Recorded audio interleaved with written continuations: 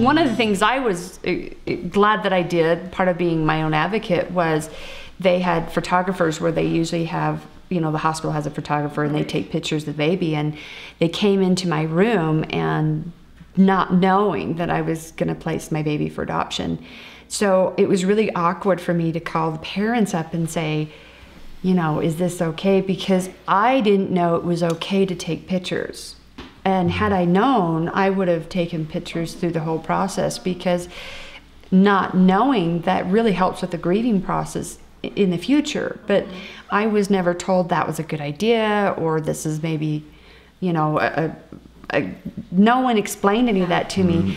So I couldn't afford the pictures at the time, and they said, yeah, we'd be more than happy to. So they ended up having pictures done after I had left, and they went to pick up the baby, and they gave me a couple of pictures, and actually those were really the only ones I ever had. And I'm so grateful to have them, because what a difference it makes through the years of the grieving process. But I didn't know that that was an option at the time, and the only thing I did know was what my physician told me. He says, just take your time. You can have the baby, you can go take a nap and leave it with the nurse.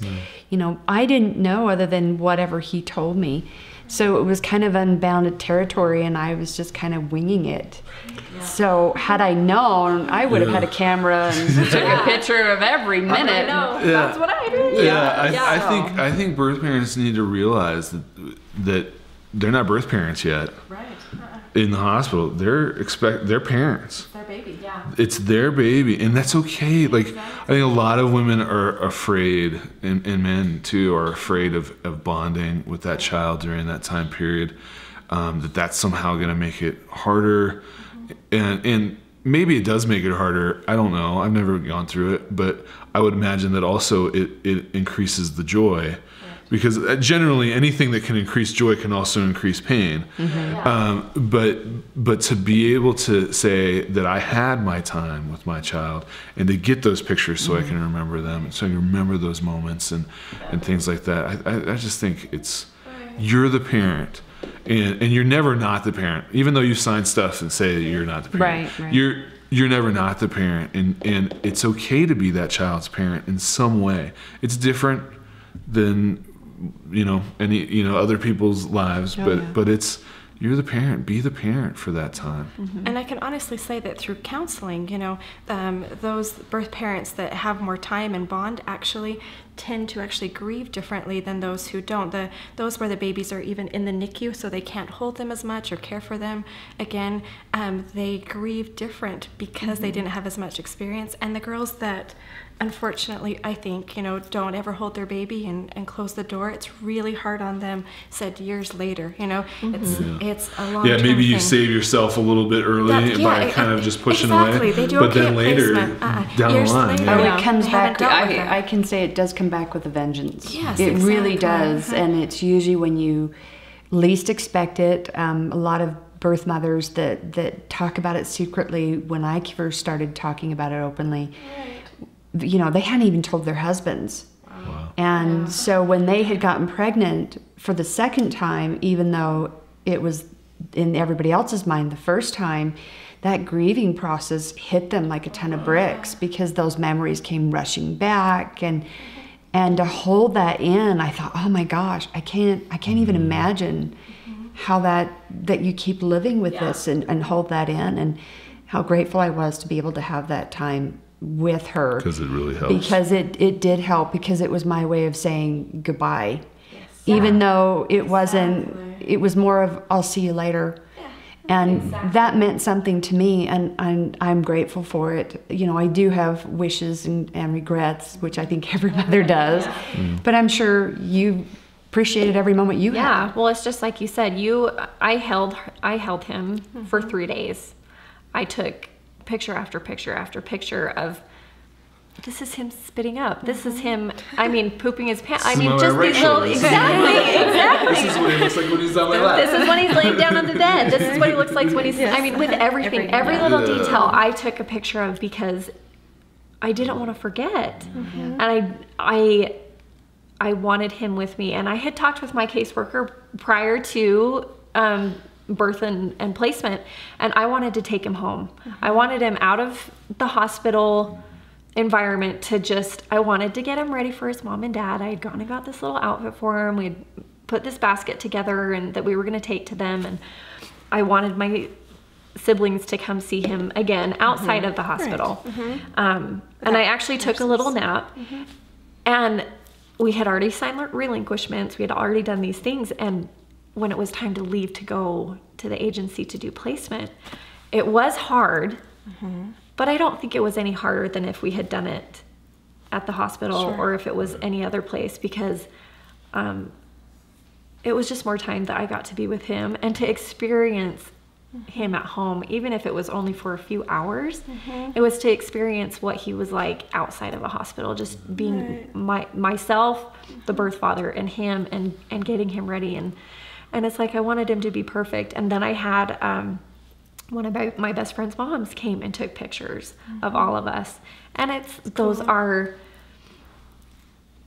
my most treasured possessions of him. More valuable than gold. Yes, and like you said, you know, these women who hide it and can't even tell their husbands. Yes. When I had my first baby after placing, I mean, I didn't put her down for 2 weeks either, but it was amazing to feel the same thing and a different thing, because she was mine. I knew that he was there, and it was just a reaffirming moment, I guess, that it was right. I would imagine that if you chose not to bond with your child, in even while you're pregnant, because some people even say try not to bond even when you're pregnant. You know, don't even recognize that you're pregnant. Try to pretend you're not. You know, but I would imagine if you don't do that bonding, if you don't spend that time with that first child, that child that you place, that when you have another child, that could really make that whole experience just a little bit more difficult. Like, maybe you're more excited because, I get to be super excited and nothing's holding me back. But your previous experience before was maybe so harsh and negative that it might make it harder for you to even be able to bond to your child that you are going to parent. Well, it's almost like, how do you do it? And I think as well, when you're told not to, or you don't, when you have that baby, if you haven't bonded and this baby is set on your chest, it's like that overwhelming feeling. Like, I find it highly unlikely that there is not a mother out there that when that baby is placed in their arms right after birth, that they're not just head over heels in love with this child, and to not have bonded with them and have a connection or a knowledge, I think it would make it harder. I've run into a lot of birth mothers who secretly talk about it, which I call the underground motherhood thing. And it's funny because when I was pregnant, I was told not to bond with it. And I'm thinking, how do you do that? This is a living being in my body. I'm creating a life, and you want me to ignore it? You know?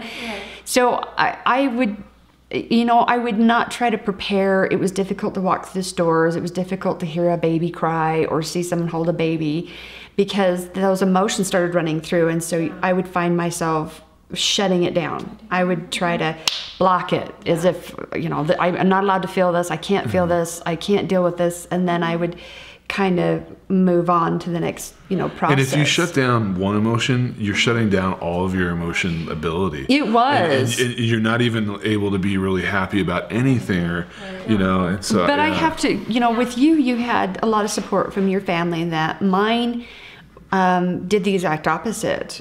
It was like I brought shame onto the family based on their religious views.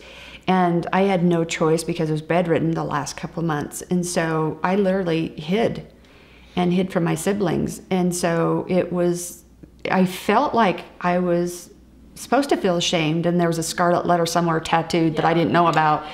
And it was kind of like I was trying to hold it all the time. And it wasn't until I got pregnant and experienced pregnancy for the second time, which was an oddity and a whole new experience. I thought I had dealt with it through those years of counseling, And then when the moment came, I did get pregnant, I felt all those emotions that I wouldn't allow myself to feel in a horrific way. And so it kind of took away my joy for the second pregnancy to really enjoy it, because I was in some weird way mourning the first pregnancy and not enjoying it or not having the acceptance. And I didn't have to be shameful of this one. I found myself incredibly overly protective, like someone was going to take my baby. Well, that's what I said when I held my first daughter. I was like, even my husband, I was like, I don't know if you should hold it. Yeah. But it's exactly that, because I had a sister who didn't talk to me for an entire year. Yeah. And it's like, you know, we made a horrible decision. I shouldn't say horrible. We made bad choices that put ourselves in the situation that we did. But it's okay to love these babies, because what we're doing is good, and that we're making a positive out of a negative, right. And that we're trying to progress and grow and express ourselves in a positive way, and that it's okay that we can love them and be bonded with them and love their families and have that expression of happiness.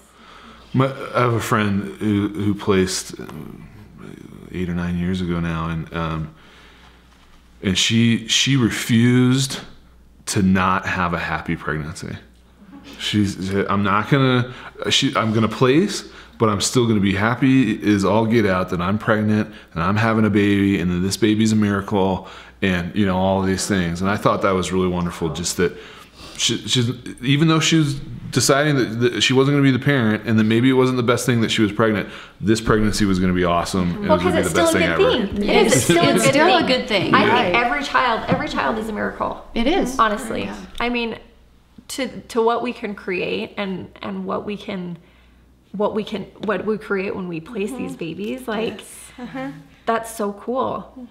And it's like, even in being on the end of being able to say, here's this girl who's expecting, you should meet her, like that was incredible to even be on that end of it.